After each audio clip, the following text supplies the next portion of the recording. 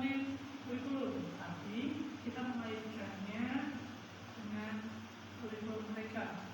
Karena mau tidak mau kita harus memakai kurikulum mereka. 2 tahun lagi, tahun depan, 1 tahun lagi diwajibkan mulai sekolah ring 1 nanti mulai lanjut ke ring 2 ya. Ring 1 itu yang akan si A yang ke atas, ring 2 itu ke A yang kedua, baru nanti yang B dan C.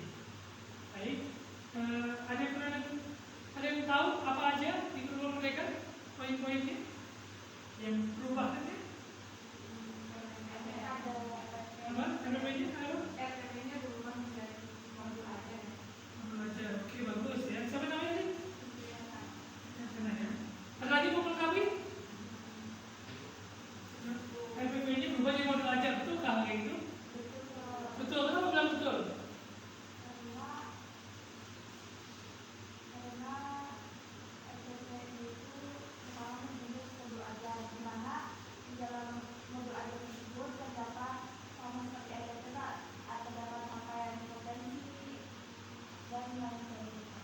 Oke, bagus ya. Saya tampung ya. Yang ke sini. Betul nggak ada capaian kompetensi di modul ajar?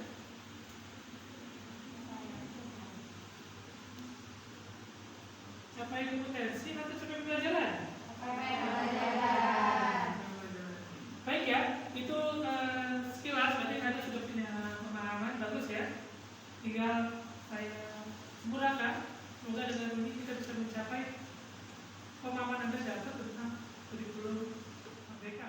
Oke, tadi sudah kita bahas sedikit tentang modul ajar. Saya akan menjelaskan beberapa poin yang berbeda tentang kurikulum merdeka, mulai dari implikasinya dalam pembelajaran. Tapi ini penyusunan kurikulum operasional biasanya buat guru-guru, buat kepala sekolah dan wakil kepala sekolah dan perangkat pembelajaran. Kita akan fokus di perangkat pembelajarannya. Nah, kita fokus di sini. Kita fokus di komponen kurikulum. Ada 4 komponen kurikulum dari zaman dulu sampai saat ini, maupun di sekolah maupun perguruan tinggi sama. Yaitu di pertama goal, lebih terkenal dengan tujuan. Ya, karena dalam bahasa Inggris goal itu ada 4. Yang tujuan itu ada 4. Yaitu goal and purpose. Ya. Nah, kita fokusnya ke satu aja dulu, goal, tujuan pembelajarannya. Dan seperti mana kurikulum ada tujuan umum sampai tujuan khusus. Nah, dimulai dari pusat dan tujuan pendidikan nasional sampai tujuan mata pelajaran. Yang kedua, yaitu adalah essential content, dulu dikenal dengan isi atau bahan. Ya. Yang ketiga, delivery system atau metode, dulu dikenal dengan proses. Di dalamnya ada strategi pembelajarannya, media pembelajarannya, itu. Ini yang paling sering teliti ya. Jadi yang kalau penelitian nanti Anda kalau semester 7, 6, 7, fokus penelitian, melihatnya peneliti itu si proses. Jarang yang berani meneliti goal, tujuan, dan isi. Ya. Terus yang keempat, yang terakhir ada assessment.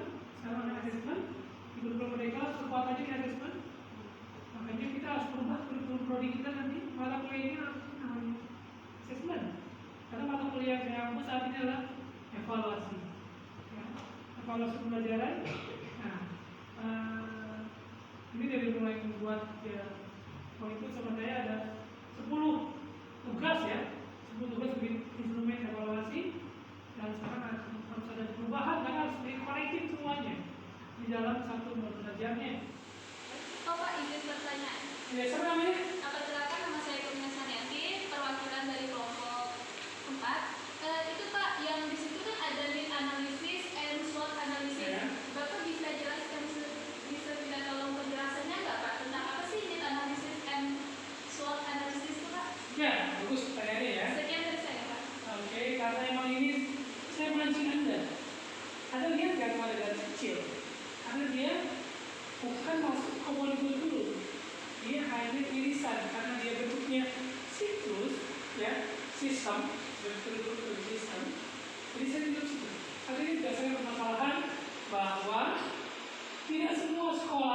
bisa menerapkan kurikulum merdeka. Ya, tidak semua sekolah punya permasalahan dan keunggulan yang sama. Makanya saya bilang di video sebelum belajar saya di YouTube yang saya coba, itu konteksnya kurikulum merdeka adalah kawinan dari kurikulum 2006 atau digital KTSP dan kurikulum 2013 yang saat ini masih berlaku di banyak sekolah.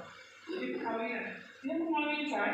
Nah, di sini perannya tim analisis. Jadi sekolah bisa mengembangkan analisis itu. Mampu nggak dia? Ada 3 pilihan kan di materi selanjutnya, ada mandiri belajar, mandiri berubah, dan mandiri berbagi. Nah, di sini sekolah bisa analisis. Terus bisa SWOT. SWOT apa SWOT? Strength, apa-nya? Weakness, O-nya? Opportunity, oke bagus. P-nya? T, apa? Segitu cepet, gitu. T? Treatment atau ancaman. Jadi ada kekuatannya, ada kelemahannya. Kalau katanya siang malam pagi sore, kalau katanya laki-laki perempuan, strong, weakness, opportunity peluang, T-nya ancaman. Oke, jadi itu. Jadi setiap sekolah berhak berbeda-beda kurikulumnya, berhak berbeda-beda proyek unggulannya, berhak berbeda-beda modul ajar. Jadi tidak lagi bahkan yang kita selama ini di drop langsung dari pusat silabus ya bisa berubah, boleh berubah dengan apa namanya ATP ya. Silabusnya boleh berbeda-beda. Sekarang namanya ATP. Oke, dipahami kemudian? Yang lain ada pertanyaan? Sudah dipahami? Asmi? Ya? Kenapa harus ada perubahan dari kurikulum KTSP 2013 ke kurikulum merdeka? Ya, bagus pertanyaannya. Siapa namanya ini? Noviana. Nah, ini Noviana kalian tahun berapa? 2000. Nah, generasi milenial. Ya, generasi milenial. Oke, itu luar biasa. Sekarang IT luar biasa. Terus sama paling COVID ya, COVID itu dipaksa untuk IT yang selama ini pembelajaran jarak jauh dimonopoli sama UTEK ya, beberapa kampus besar berani bermain. Sekarang mau kampus besar, kampus sedang, kampus kecil mau pakai IT untuk belajar jarak jauh. Mau akhirnya muncullah perusahaan-perusahaan IT yang memudahkan kita, kayak Zoom, Google Meet dan lain-lain. Langsung yang dulu nggak terlalu kenal, sekarang langsung mendadak terkenal. Jadinya perubahan zaman ini begitu bos. Dan kita sebagai manusia menjadi solusi yang nggak boleh berubah, kita harus berubah. Ya, harus berubah, ikuti jalan. Sudah dipahami? Tadi cuma tadi penjelasannya buat bagi yang kurang memahami, bisa mengulang lagi. Kalau penjelasan saya langsung kan ada tambahan-tambahan lagi yang lebih update. Ya. Overall hampir sama. Silakan ditonton. Dan setelah ini Anda membuat kelompok, ya. Karena kita pakai problem based learning, Anda membuat kelompok menjadi 4. Ya, pelajari materinya, buat kelompok. Gimana? Kelompoknya mau urut atau mau hitung angka? Urut aja ya. Jadi ini 1 ya, kanan ya. Pakai tangan kanan yang baik. 1, 2, 3, 4. Dapat dipahami? Instruksinya contoh adalah permasalahannya Anda kaitkan 4 komponen kurikulum tadi yang saya jelaskan dengan permasalahan di sekolah. Ya, sekolah yang menerapkan mandiri berubah ataupun mandiri berbagi. Anda bisa searching di internet sekolah-sekolah yang menggunakan kurikulum merdeka, segala permasalahannya dari mulai bagaimana sistem belajarnya, bagaimana pembelajarannya, dan bagaimana menggunakan evaluasi pembelajarannya. Sampai sini dapat dipahami? Oke, silakan mulai berdiskusi di kelompok.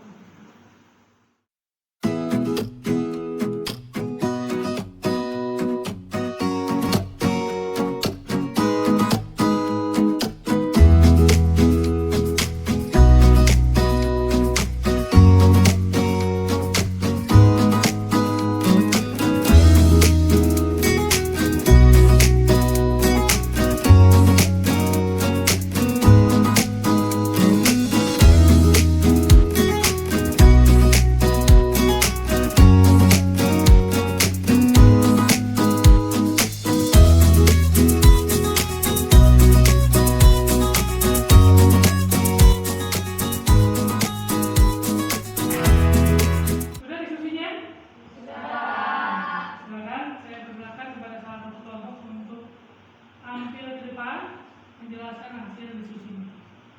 Apa mana dulu? Oke, tujuan ya, satu ya. Silakan, lanjut. Sekarang waktu satu. Sekarang kelompok satu sudah menjelaskan. Oke, terima kasih. Kami dari kelompok 1 itu dari tujuan dalam tindakan papalah. Mungkin langsung saja.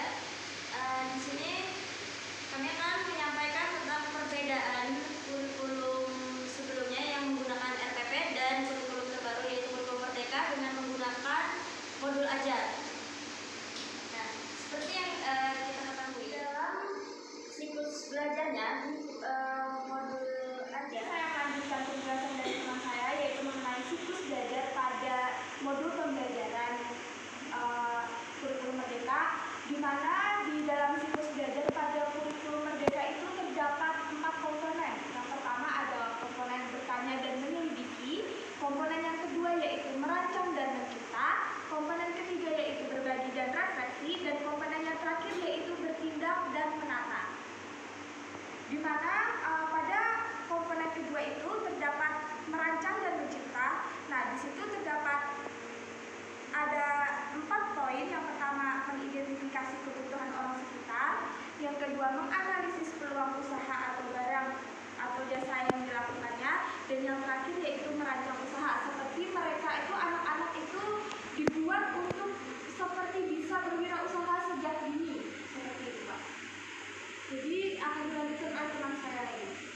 Untuk menunjukkan untuk merancang dan mencipta itu mungkin untuk sekarang kita sudah bisa berpikir kritis, sedangkan sebelumnya kita itu pemikiran kita masih mendasar. Di dalam kurikulum merdeka juga ada namanya profil pelajar Pancasila, yaitu bernalar kritis, kreatif, gotong royong, beriman, bertakwa kepada Tuhan Yang Maha Esa, dan berakhlak mulia. Jadi itu tadi yang kami sampaikan. Mungkin dari teman-teman audiens ada yang mau disampaikan atau ada yang mau ditanggapi pertanyaan? Ya, silakan. Sebelumnya perkenalkan, saya Anissa, perwakilan dari kelompok 4. Di sini saya ingin bertanya pada bagian itu kan tujuan pembelajaran. Bisa kita lihat kalau di situ tuh langsung ke C4. Nah, maka di dalam tujuan pembelajaran kurikulum merdeka ini tidak menyertakan C1, 2, dan 3. Mungkin itu saja pertanyaan dari saya. Terima kasih. Mungkin langsung saja kami jawab. Kembali lagi ke profil pelajar Pancasila tadi. Kita bisa lihat ke poin-poinnya,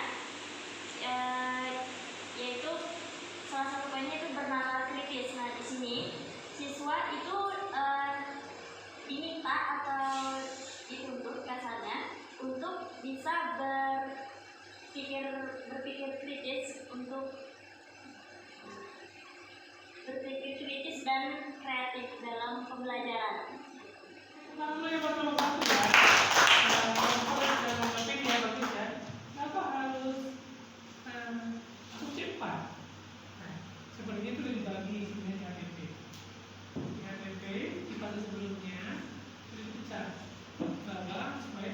tentang ini. Ada materi energi ini ada di kelas 4 ada, ya ingat di subtema apa nih? Subtema ayo itu ya, kelas 4 ada kan? Energi ya, energi. Nah, di kelas 5 ada, kan kamu mungkin mau materi yang sama. Berarti tingkat berpikirnya pun harus sudah di C4, C5 dan C6. Dilihat dari siklus tadi ya. Makanya sini poinnya sudah langsung benar kritis.